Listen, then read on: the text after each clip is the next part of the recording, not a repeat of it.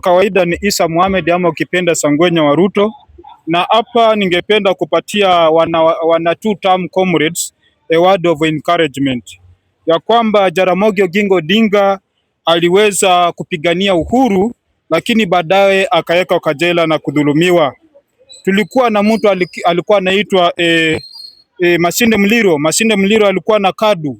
Baada ya hapo akatumia Oginga Odinga akavunja chama cha KADU kwa ajili ya umoja ya Kenya, lakini baadaye akatupwa kando. Hivyo na Raila Amolo Odinga 2002 pia alichukua muda wake kuhakikisha kwamba tunaungana na kurevive nchi yetu, lakini baadaye akatupwa kando. Kwa hivyo ningeweza kuambia watu wetu wa Nyanza na Western ya kwamba let us stay guided, tusipotoke, tusisahau historia yetu. Watu wa Western na Nyanza ningependa kuambia kwamba afadhali muite wajinga kuliko kufata Gachagua. Afadhali muite watu wa njaa kuliko kufata Gachagua. Afadhali mkatae kusupport Sifuna ambaye tunakujua ya kwamba anasukuma agenda za Uhuru Muigai Kenyatta kuliko kuitwa watu ambao ni wazalendo. Afadhali muitwe wajinga kuliko kufata nonsense za Uhuru Muigai Kenyatta ambaye anatumia kijana yetu Sifuna. Pia ningependa kuambia ndugu zetu wa Western na Nyanza ya kwamba ni afadhali muitwe watu wa njaa kuliko kudanganywa na kuambia kwamba nyinyi ni watu ambao mnafaa mfuate Linda Mwananchi ambao tunajua ni project ya Uhuru Muigai Kenyatta.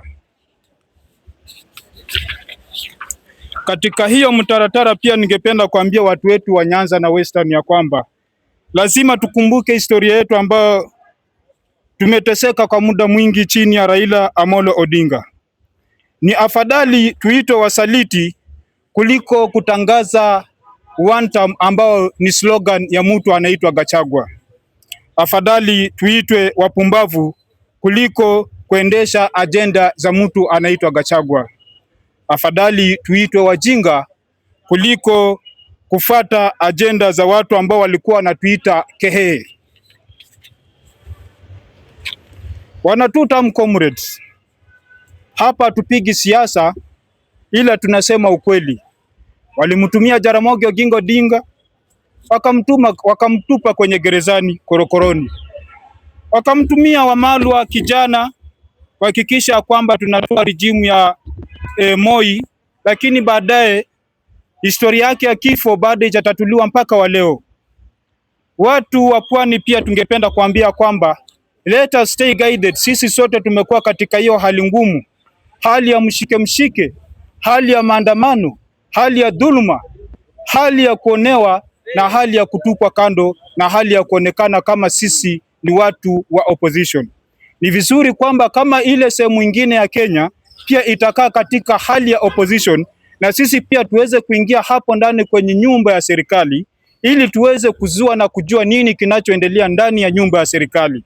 Maana tumekaa kwenye vyumba vya opposition za kupinga kila kitu, na ili hali sisi mababu zetu walichukua muda wao mwingi wa kuitumikia nchi na kujinyima muda wao wote.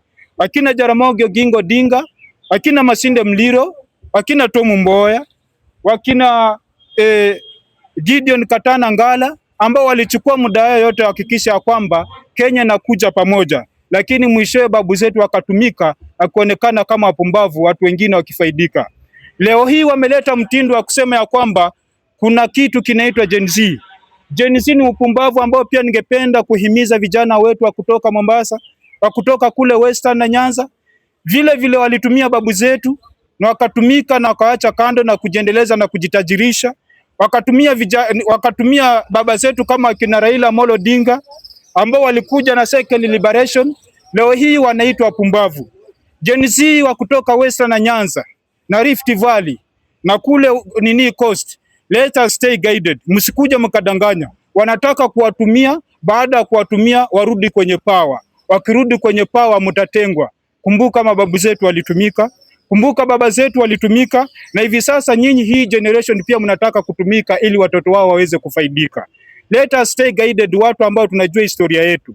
Watu wa Nyanza, watu wa Western na watu wa Coast. We know where we come from. We know how our grandfathers, our great grandfathers have fought for this nation. Walitumika kwa muda wao mwingi sana. Jaramogi Oginga Odinga likikuja chama chake cha KADU kwa ajili ya umoja wa taifa. Gideon Katana Ngala alifunga chama chake cha KADU kwa ajili ya umoja wa taifa, lakini leo hii tunateseka, wanatuona wapumbavu na kutuita majina, na ili hali wao wanafaidika. Tunakumbuka katika rijimu ya Jomo Kenyatta, rijimu ya Mwai Kibaki na rijimu hata ya Uhuru Muigai Kenyatta, walikuwa wamenyamaza na kufunga vinywa. Leo hii wanapiga kelele na kupayuka kila pahali, lakini tujiulize, je, hizo vinywa zilikuwa nyuma ya kisogo ama vilikuwa mbele yao? Mbona leo hii wamefunguka macho? Mbona awali hawakuwa wamefunguka macho? Sisi tukifunga hii chapter tunasema ya kwamba two term remain constant.